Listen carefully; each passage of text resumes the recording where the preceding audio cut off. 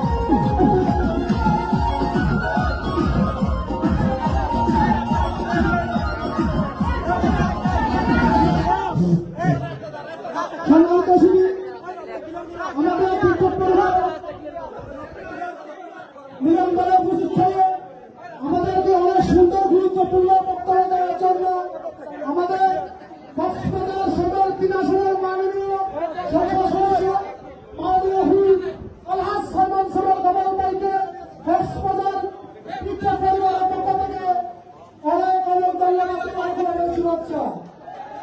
ভাই টিপু সুলতান ভাই, টিপু সুলতান ভাইকে আপনারা থাপ্পালিয়া মনোগণ সবাই পাইবেন পরিবারের পক্ষ থেকে শুভেচ্ছা। ভাই